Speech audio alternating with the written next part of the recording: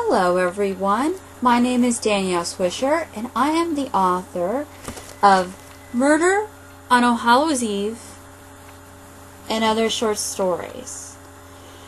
And today I am going to read to you a selection from my book. The story that I'm going to read to you is the one that the book is named after, Murder on All Hallows Eve, which takes place in 1775, Salem, Massachusetts, and is basically a murder mystery that deals with whether a ghost or an actual person committed murder or drove someone to suicide. So that is just the basis of the story. Well, anyways, Murder on All Hallows Eve. Thunder rolled in the distance. Twilight soon turned into darkness. As the land grew dim, rain started to pour.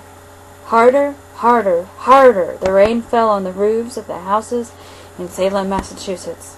At this time, I, Andrew Moore, was pacing back and forth in my study. I was still upset about an earlier incident in which I heard a raven crowing. It was a bad omen, I thought. Too onerous to ignore. Told my good friend, Mr. Hartings, about it, but he thought my suspicions to be balderdash. Do you excuse me, Mr. Collins, but I must retire to the salon. Would you care to join me? No, I replied, and once again I was left alone in the study. As soon as he left, my wife Mary and my adolescent son Abraham entered. My dear husband, why dost thou pace so vehemently?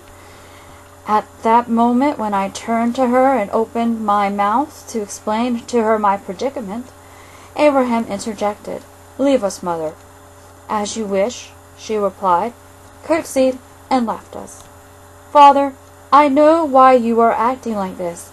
However, you must realize that your fears are mere fantasies. We live in an age of reason, Father. Have you forgotten your Locke, Hutchinson, and Burke? Yes, I heard the crow too, but it's just a bird like any other. There's nothing to fear. Abraham, you are correct, I replied. However, even though I realize it's merely a raven's cry, I cannot help it that my affections are otherwise disturbed. Well, I guess all I can do is just leave you to your affections. However, I beseech ye to see reason, Father. With that he retired, and I was left alone once again in the study.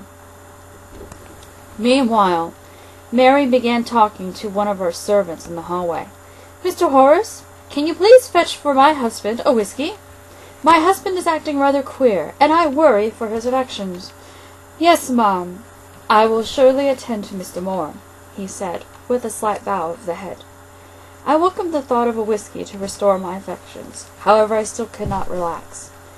I then see my son outside the window, talking with Mr. Hartings' daughter. I could not hear a word. However, it looked like, from their gestures, that it was a conversation filled with passion. I then see them caress each other and kiss and part. I found this to be very queer, because I was not aware that my son had any interest in courting Mr. Hartings' daughter. However, this was not the only event that was queer that day.